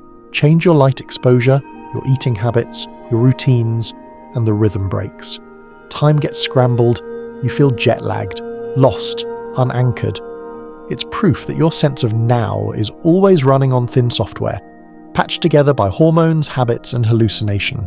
And yet, you trust it. Every day, every minute. Even though your dreams can compress hours into seconds, even though you can wake from a nap confused about the year, even though you can lose 3 hours scrolling and swear it was only 15 minutes, you're not bad at time. Time just doesn't care about you. It flows, or doesn't, in ways your brain wasn't built to handle. And so it does what humans have always done. It makes up a story, a beginning, a middle, an end. Even if the world outside that story is chaos. Now you roll over, pulling the blanket higher, and try to remember what you were doing 5 minutes ago. You can't quite place it. Was it reading? Drifting? Something in between? That's the other strange thing. Your memory and time are best friends. Without one, the other can't exist. You remember the past, so you believe it happened. But you can't remember the future, so you believe it hasn't. But what if that's just how your brain is wired? What if you're not traveling through time, but through memory? It would explain a lot. The truth is, time, real, measurable, universal time, doesn't live in your brain. Only your version of it does, filtered, smoothed, looped. So when people say time is a construct, they're technically right. But the twist is, it's your brain's construct. And it's not even a good one. You're not sure how long you've been lying here now. 5 minutes? 30? A small eternity maybe, filled with the distant sound of a clock you're no longer sure exists. You feel it in your bones though, that vague ache of time passing, or not passing, or doing something more complicated. Tonight you wander back into memory, not the kind stored in photos or journals, but the slow, syrupy kind of childhood time when hours were endless and summers felt like entire lifetimes. Ask any adult and they'll tell you, childhood lasted forever. Ask any child and they'll say the day is dragging. The question is, were we imagining it? Or does time actually stretch when you're young? Turns out the answer's somewhere in the folds of your squishy little memory machine. When you're a child, the world is mostly new. Everything. Your first snowstorm, your first mosquito bite, your first time hearing a weird grown-up say tax bracket is unfamiliar. So your brain lights up like a Christmas tree trying to encode the experience. That flood of newness gets packed into memory. More memory equals more perceived time. So that one day at the beach when you were 6, it feels like it lasted forever because your brain captured every grain of sand, every gull, every taste of salty sandwich. Your adult brain, it skips the details, filters the noise. You've had hundreds of beach days by now. It just slaps a label on the memory, generic sunburn event number 37, and moves on. It's not time that shrinks, it's detail. The less you notice, the faster time flies, and the older you get, the more your days start to blur. Historians still argue whether this subjective shrinking of time was felt in ancient cultures the way we feel it now. Before industrialization, life followed seasonal rhythms, not hourly schedules. Did a farmer in the 9th century feel his childhood dragging on and his middle age rushing by? Or is that a uniquely modern neurosis, shaped by deadlines and calendar apps? Nobody knows for sure. But here's something to chew on. Many indigenous cultures measure time not in days or years, but in events. When the rains came, when the deer passed, when I learned to hunt. That's memory-based time, experiential time, which may actually align better with how your brain works. Here's a weird little tidbit for you. The French philosopher Paul Janet once proposed the idea that time feels faster as you age, because each year becomes a smaller fraction of your life. To a 10-year-old, a year is 10% of their existence. To a 50-year-old, just 2%, so it seems shorter, less meaningful, a psychological rounding error. You feel it already, don't you? Think about your school years, those endless days in the classroom, the summers that felt like stories with chapters, the birthday parties that took forever to arrive, and now seem to sneak up on you like bills in the mail. And let's not forget the September effect, that strange feeling many adults get when fall begins. You don't even have a school schedule anymore, but your body remembers. That deep involuntary dread of pencils, quizzes, and badly ventilated hallways. Time, once again, wrapped around memory. And now think about this. When you look back on the last 10 years, do they feel long, Or short? Probably short. But individual moments within them? Probably rich. A wedding, a hospital visit, that vacation where the rental car broke down and you learned how to swear in Portuguese. Those memories stretch time, which means maybe the key to slowing down time isn't magic.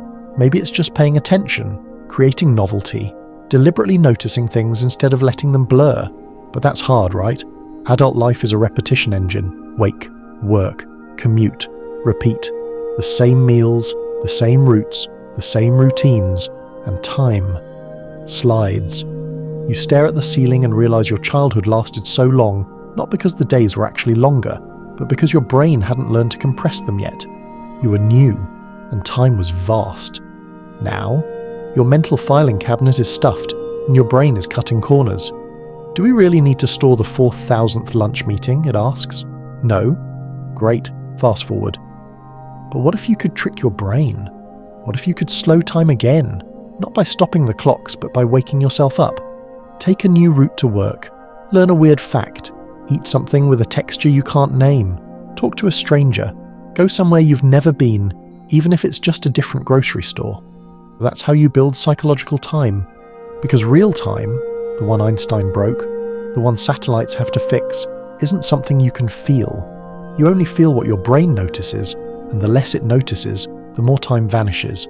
Think about vacations. The first few days always feel long. You're adjusting, exploring, noticing. But by the end, it's a blur. Time has resumed its slide. That's not chance. It's neural adaptation. Time only feels real when it's thick with novelty. And maybe that's the only kind of time that matters. You sigh, drifting deeper under the blanket now, your childhood memories flickering behind your eyelids. You remember bike rides, cartoon marathons, the smell of plastic lunchboxes. You remember watching the clock in class, willing it to move as if your stare had gravitational pull. Now you barely have to blink before the day disappears. The truth? You've always been a time traveler, just not the kind you imagined. You don't move through time. Time moves through you, stretching, shrinking, speeding up or slowing down, depending on how much attention you can spare. And maybe the reason time felt more real when you were a kid wasn't because it was real, but because you hadn't learned to ignore it yet. The edges of sleep are starting to blur. Your muscles are softening. Your eyes keep slipping closed between thoughts. But before you drift off entirely, you take one more step sideways through the shadowy corridors of time, this time into the strange world of deep sleep and suspended life, where the ticking clock forgets to tick at all. Tonight you visit the time sleepers, the creatures, monks, and myths that live in the gaps between seconds. They don't just stretch time, they practically pause it. Start with a frog, specifically the wood frog. This little creature lives in the Arctic tundra, where winter isn't just cold, it's lethal. And yet, when temperatures drop, the wood frog freezes solid. Its heart stops, its blood turns to slush.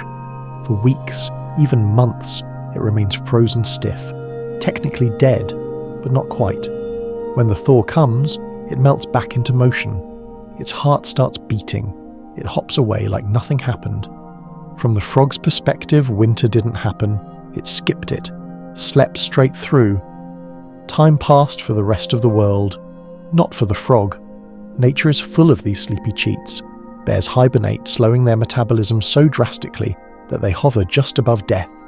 Some turtles can survive submerged in cold water for months, barely alive, while their internal clocks tick at a whisper. There's even a tiny creature called the tardigrade, or water bear, that can enter a state called cryptobiosis, a kind of extreme hibernation where it loses almost all metabolic function. No breathing, no movement. Scientists have revived them after decades in frozen storage. To them, time is optional. You start to feel a strange kinship with these sleepy beings. They've hacked time, not by moving fast, but by moving less. They slow the rate of entropy inside their bodies, pause the decay, cheat the arrow of time, not by outrunning it, but by lying very, very still. Historians still argue whether hibernation-like states could be used in humans, not just for science fiction space travel, but for medicine. Could we suspend people during trauma? Could we slow disease? Could we turn off the body while we wait for a cure? We're not there yet, but the seeds have been planted. And it's not just animals. Humans have long sought ways to step outside of time. Take the story of Rip Van Winkle, A man who falls asleep in the mountains and wakes up 20 years later to a world he doesn't recognize. Or Sleeping Beauty, lost in enchanted slumber while the world changes around her. Or even real-world accounts, Buddhist monks meditating for days in near-death states. Cold water drownings where people are revived after seemingly fatal time spans. Tales of coma patients waking up decades later, disoriented but preserved. These aren't fairy tales.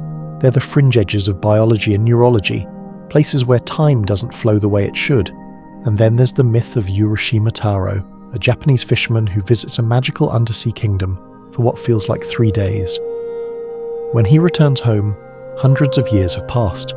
Everyone he knew is gone. He opens a mysterious box given to him as a farewell gift and instantly turns into dust. The message is always the same: skip time and it punishes you. But still you wonder, what if there were a way to nap your way through a century? No pain, no entropy, no regret, just sleep, and then, tomorrow. Science is tiptoeing toward that. Cryonics, hypermetabolism research, deep space hibernation chambers in fiction that are inching closer to reality. We've already induced suspended animation in pigs and mice by replacing some of their blood with chilled saline. Not perfect, not permanent, but a start. And here's the real kicker. Every night, you already practice this art of time skipping. You sleep, and when you dreamlessly sleep deeply, you effectively erase hours from your awareness. 8 hours vanish in what feels like an instant. No sense of duration, no memory of change. You go to bed at midnight, you blink, it's morning. You just did a mini time jump. Your brain, during deep sleep, unplugs from time. The usual markers, conscious awareness, memory encoding, attention, go offline. The outside world continues, the planet spins, but you skipped ahead. And yet, unlike Rip Van Winkle or Urashima Taro, you're not punished, because your body continued ticking, quietly, slowly, honoring entropy, just enough. Still, it makes you wonder, how many hours have you skipped already? How many days have you fast-forwarded by simply falling asleep? If you live to 80 and you sleep a third of your life, you will have skipped over 26 years. 26 years you won't remember. 26 years your body aged but your mind didn't witness. That's some light existential dread to tuck in with. Here's a quirky little fact to calm you down. In some early 20th century experiments, people were locked in rooms without clocks or windows for weeks. They were allowed to sleep whenever they wanted. The result? Their sleep-wake cycles stretched. Some to 25 hours, some to 30. A few lost all sense of rhythm entirely. Their internal time unraveled, and it proved something beautiful and terrifying. Without the world to anchor you, time melts. Your body has rhythms, but those rhythms are loose, flexible, driftable. With enough silence, enough stillness, you can stretch or skip time without even trying. So maybe the time sleepers have it right. Maybe the secret isn't racing toward the future, but resting through it. Not outpacing time, but dodging it. Folding yourself into stillness so complete that change itself holds its breath. You close your eyes, thinking about frogs, monks, cryo chambers, and childhood naps. All those ways we try to press pause. All those delicate tricks that let us vanish from time, not forever, but long enough. And as your breathing slows and the edges of your thoughts begin to unravel, you feel it. That gentle sensation of slipping out of the moment, out of the clock, into the still pocket between seconds. You're not moving forward, you're not moving at all, you're resting at the edge of time. You're floating now, cradled in the thick quiet between sleep and wakefulness. Time's grip is soft here, almost embarrassed. But just before you vanish completely into dreamland, one last whisper arrives. One final unnerving question. If time keeps changing depending on how you move, where you are, or whether you're even awake, then what exactly is doing the changing? Tonight we finally confront the ticking monster under the bed. Not a clock, not even the brain, but something deeper, more fundamental, something baked into the very structure of the universe. Entropy. It doesn't sound scary at first. It's got the soft syllables of a perfume, but entropy is the hidden law behind why everything ages, why things fall apart, why you can't unburn toast, or unscramble eggs, or unsay that weird thing you said at a party 6 years ago. Entropy is the reason time feels like it flows in one direction. And here's the real kicker, it might be the only reason. Let's slow this down. In physics, Entropy is usually described as a measure of disorder. Technically, it's the number of possible microstates a system can have. The more ways the particles in a thing can rearrange themselves without changing the thing's overall appearance, the higher its entropy. Ice has low entropy, molecules neatly lined up. Water, more chaotic, higher entropy. Steam, chaos party, maximum entropy. Left to itself, any closed system will evolve from a state of low entropy to high entropy. Always.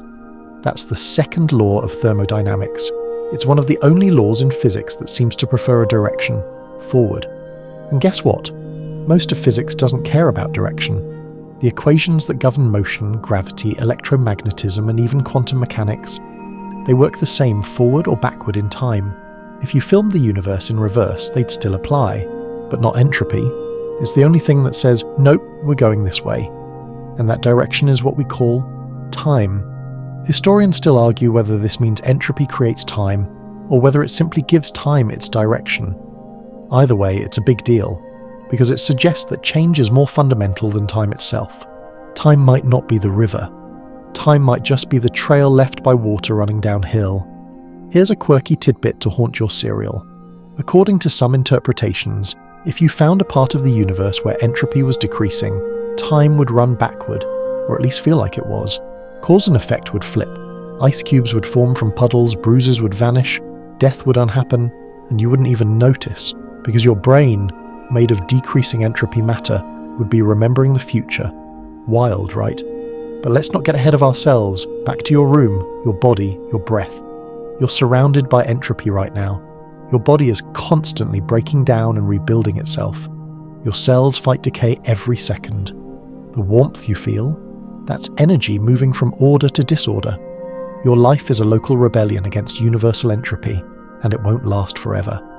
And yet, without entropy, there's no meaningful time, no before, no after, just a weird, directionless stew of events. You begin to realize that every memory you have is a breadcrumb in entropy's wake. You don't remember the future because entropy hasn't made it yet. The arrow of time isn't about seconds or minutes, it's about decay, loss, change. So what does this mean for the idea of time being real? Well, it means time isn't a fundamental ingredient of the universe, not like mass or charge or spin. It's more like a result, a consequence. Time is what we call the perception of increasing entropy. Imagine a film reel. Each frame is a perfectly ordered state of the universe.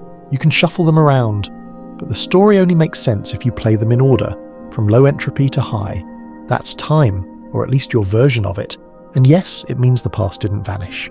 It just lives in lower entropy configurations. And the future? Higher entropy, still waiting to unfold. The movie hasn't been played yet, but the frames are coming.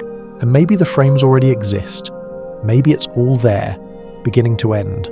A block universe with entropy as the string running through it like a fuse. Now lean in, because here's where it gets personal. You've felt entropy before, not in a textbook, but in your bones. You've watched your favourite sweater fray. You've seen people grow older. You've watched a house gather dust, a garden overgrow, a friendship unravel. These aren't metaphors. They're entropy in action. Every broken glass, every spoiled fruit, every hard drive that gives up the ghost. Each one is the universe softly whispering, we're still moving forward.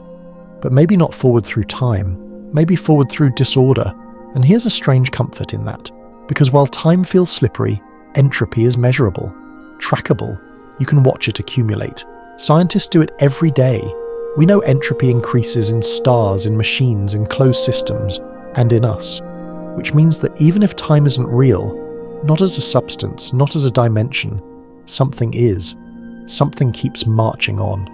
And we can feel it in every fading memory and every wrinkle we quietly pretend not to notice in the mirror. Entropy is the music playing in the background of your life. It sets the tempo. And whether or not time is real, the beat goes on. So tonight, as you drift off, body still, brain soft, room quiet, know this. You are not at the mercy of time. You're riding the wave of change. And every second you think you feel is really a measure of how much the world around you has shifted. Time may be a lie, but change is very real. Your breath is quiet now. The room is still. And yet, even here, in the soft, flickering hush of near sleep, you're aware that something is shifting. Subtle movements, small creaks of memory, tiny reshuffles in the great deck of your experience. Change is happening, even now. But what if you didn't need time to track it? Tonight, you journey backward, not just through history, but through the very idea of history. Before clocks, before calendars, before countdowns. Back to a world where time didn't exist in the way we know it, and no one missed it. You're now walking through an ancient village. It's morning, though no one says so. There's no 7 a.m, no quarter past, no lunchtime. The sun's just over the horizon, and that's enough. People rise when it's light, sleep when it's dark, plant when the rains come, harvest when the grain browns. Nothing is scheduled, it's all observed, felt known. In many pre-industrial cultures, there was no strict division between past and future. The world unfolded in a series of events, not moments, and those events weren't measured by a clock. They were marked by change, a baby born, a flood, a war, a good hunt. These became the points of reference. Time in that world wasn't a line, it was a landscape. In some indigenous languages like Hopi, there are no tenses for past, present, and future.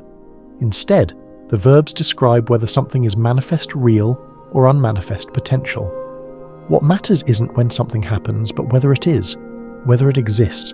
Think about that. You live in a culture obsessed with time, punctuality, deadlines, alarms. But for much of human history, the concept of being late didn't exist. People arrived when they arrived. A meeting wasn't scheduled at 3 p.m. It happened after the goats are brought in, or when the shadows grow long. And somehow things still got done. Historians still argue whether the invention of clocks made civilization more efficient, or just more anxious. The mechanical clock arrived in Europe around the 14th century, and by the 18th, we were synchronizing our lives to it like soldiers to a drumbeat.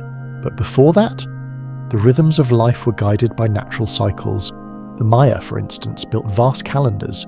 Yes, but they were cyclical, not linear. Time wasn't heading somewhere. It was looping, revolving, repeating. Their long count calendar tracked vast epochs, but always with the sense that history would return to its origins. Likewise, in Hindu cosmology, time is broken into yugas, immense cycles of creation and destruction, each lasting millions of years. Time, in that worldview, isn't a clock ticking down, it's a breath.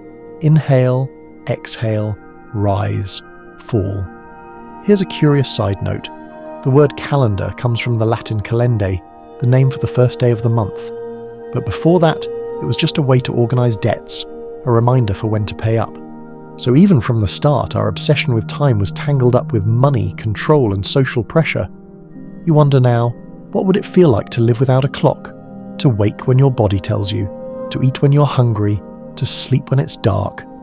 What would it be like to measure your day not in hours, but in satisfaction, or in completion? Because here's the twist.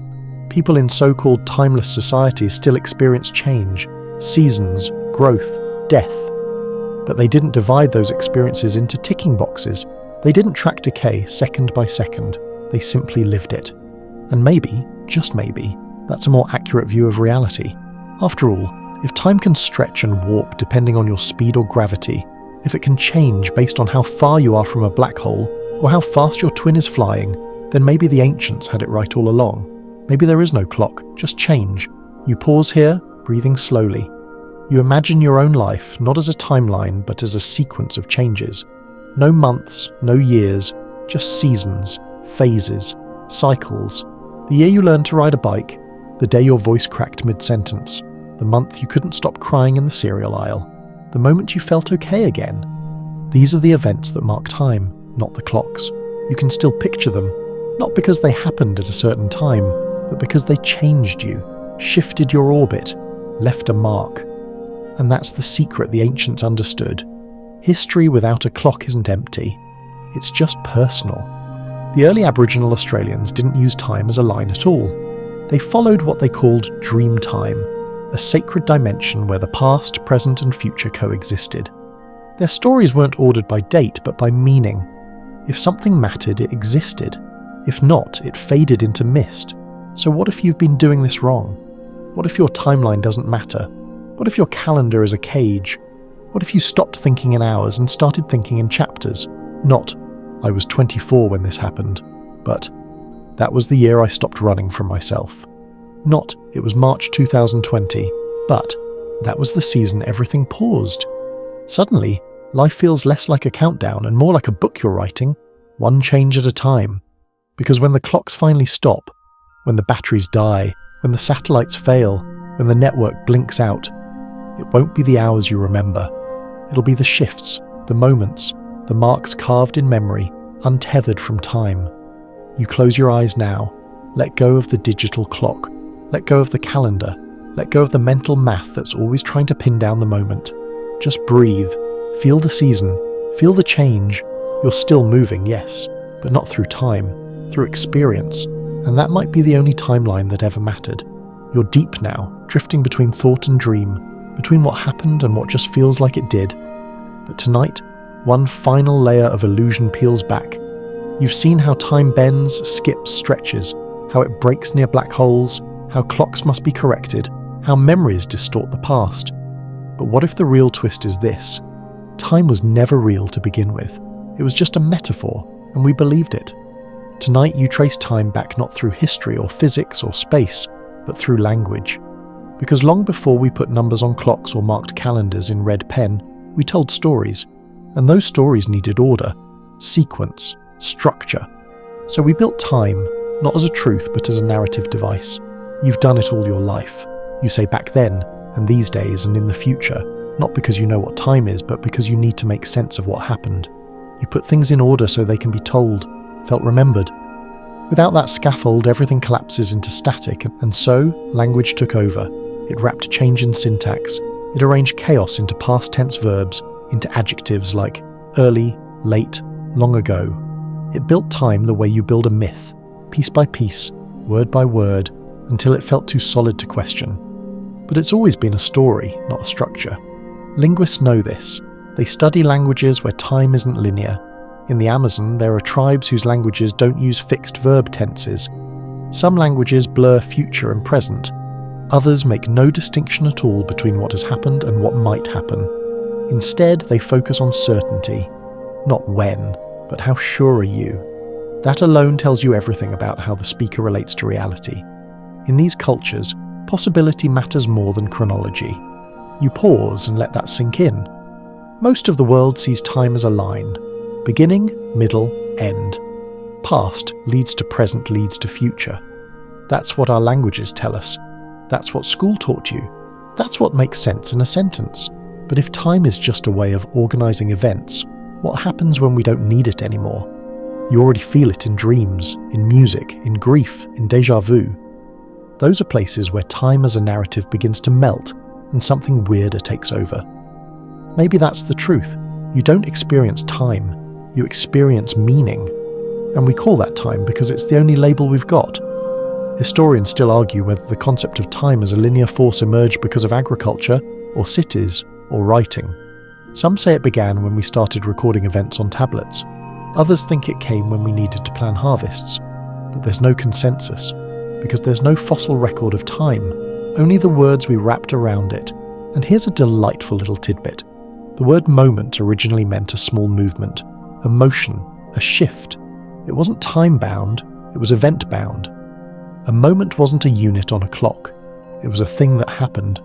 You feel the difference, don't you? Because time as we use it today has become industrial, cold, efficient. Clocks don't care what kind of moment you're having, they just tick. But language remembers what time used to be, a feeling, a weight, a weather system of experience.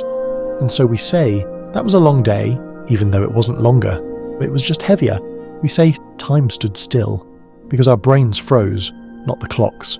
We say, I lost time, because something inside us drifted, not because the second hand skipped. And sometimes, without knowing why, we say, this feels like another lifetime.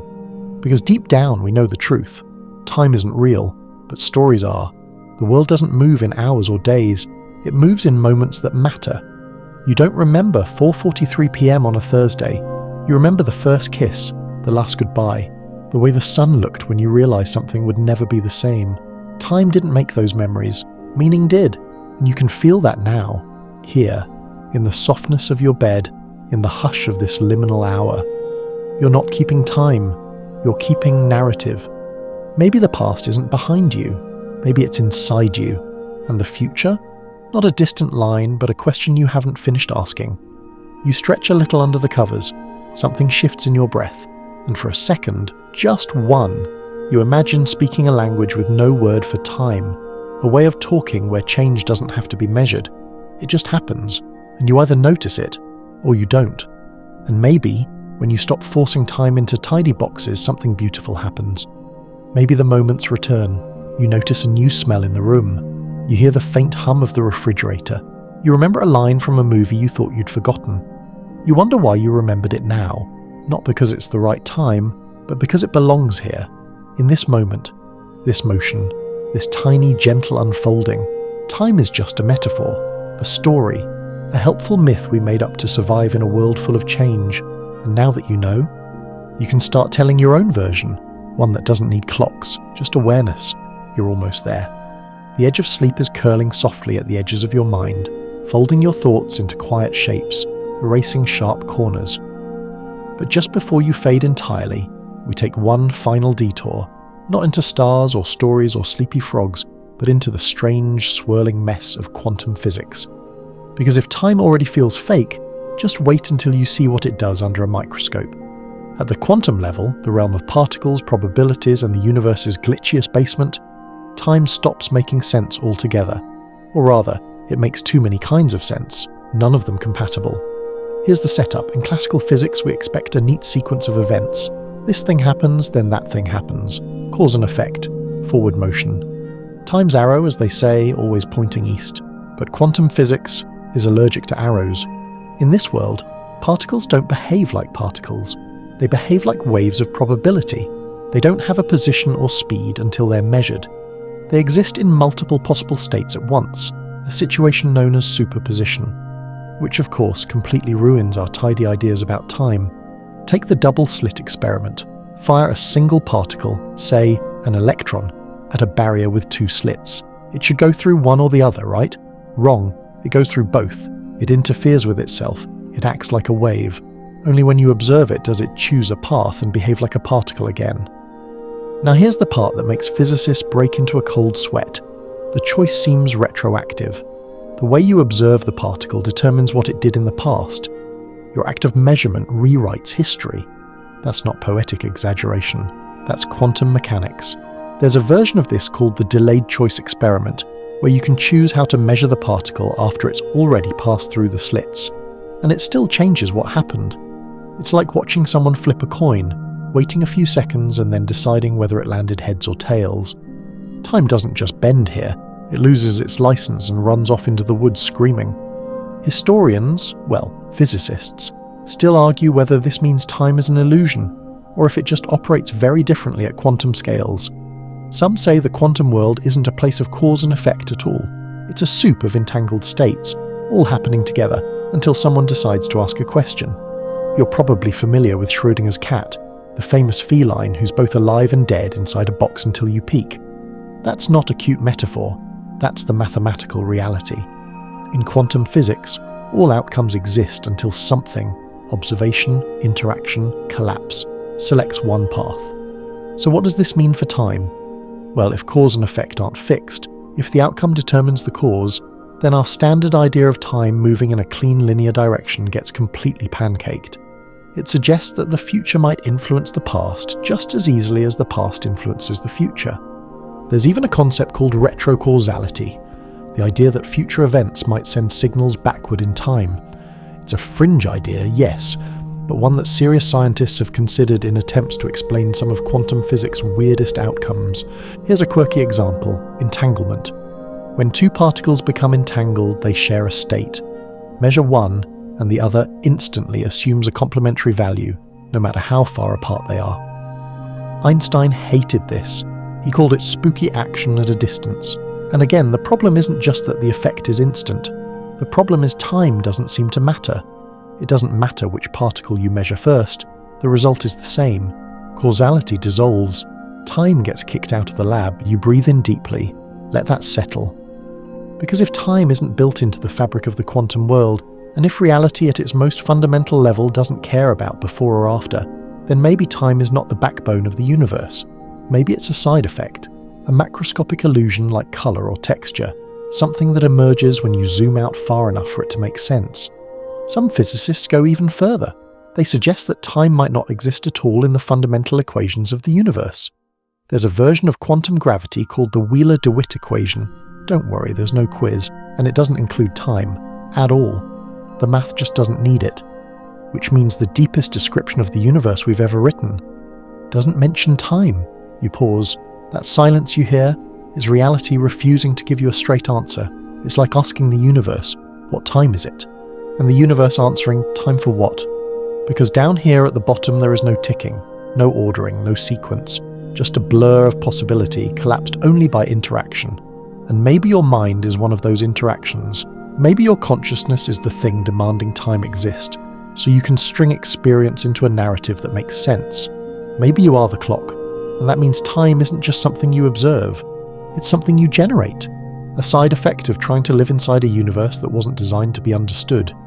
You close your eyes and feel the quantum weirdness settle into your chest. It's not scary now, it's just quiet, strange, beautiful in its refusal to play along. Time, cause, effect, sequence, all the things you thought were solid turn out to be language. And beneath that language, reality pulses in ways that don't make sense but still happen. And maybe that's the point. Time doesn't keep reality in order. You do. You've made it. Not to the end of time, but to the edge of understanding it. You've slipped through Einstein's spacetime, spiraled past black holes, skipped birthdays with twin astronauts, and watched time melt in your own brain like a bowl of forgotten ice cream. But now it's time to turn around, to look back, not at time itself, but at the illusion you've been cradling since birth. Because after all of this, there's only one question left worth asking. So, what is time really? And the answer is, it depends on who's asking. To a physicist, time is a coordinate, the fourth dimension in space-time, a way to locate events in a mathematical grid, but only if you're not too close to a black hole, or moving too fast, or quantum enough to ruin everything. To a philosopher, time is a concept, a tool for making sense of change, maybe an emergent property, maybe just the way we sequence experience, or maybe, as Kant believed, time doesn't exist outside the mind at all, just a built-in trick our brains use to keep from collapsing into chaos. To your microwave, time is a countdown. To your cat, it's dinner or not dinner. To your body, it's aging, slowly, reluctantly. To you, time is a feeling. Because after everything, after stripping away the math, the language, the metaphors, what's left is this. You feel time. You feel it stretch when you're waiting. You feel it vanish when you're happy. You feel it circle when you return to old places, old memories, old wounds. You feel it whisper when you lie in bed, like now, listening to the air hum in your ears and wondering where the day went. Time may not be real, but change is. And time is just what we call our dance with change. You don't experience seconds, you experience difference. You don't travel through hours, you live through shift. Think back, way back, to when you were small, when summers felt infinite, when every day was a new terrain. That wasn't time being slower, it was you being more present, more aware, more alive in the unfolding of each moment. And now, the days blur not because time is moving faster, but because you've stopped noticing. Your brain's compressed the footage, skipped the boring parts, edited out the texture, but you can get it back. You don't need to manage time, you just need to feel it again. Pay attention, let change hit you, let moments stretch, let yourself slow down enough to watch the air move. The truth is, we built time because change scared us. We wanted to count the seconds so we wouldn't be lost in the shift. We wanted to name the hours so we wouldn't vanish between them. We wanted to measure the days so we could pretend they were ours. But the universe never agreed to this. It still moves in rhythms we can't contain. It stretches, warps pauses, flows backward, mathematically anyway. And in the end, it doesn't need time to move, only we do. Historians still argue whether time has ever been more than a convenience, a metaphor that escaped the lab and took over our entire culture, a scaffolding we mistook for truth. But most of them agree on one thing. Whatever time is, it's not what we thought. Here's a fringe tidbit to send you off properly. Some physicists propose that time isn't even a feature of the universe, but a side effect of quantum entanglement. That reality is stitched together by the correlations between particles, and time emerges from that web like a shadow cast by complexity. If that's true, then time is a local illusion, born from connection, which honestly kind of makes sense, because all your moments, every single one, has been built through connection, to places, to people, to feelings. You've never experienced a second in isolation. Time only flows when there's something or someone to feel it with. So maybe time isn't a river, or a clock, or a line. Maybe time is a story you tell with the people you care about, a shared hallucination, a mutual agreement, a poetic summary of entropy and experience passed around the fire of consciousness until it feels like truth. And now that you know, you don't have to believe in time anymore. Just believe in change. Believe in the moment. Believe in the pulse of your breath, the shifting of your thoughts, the rise and fall of meaning. Because even if time isn't real, you are.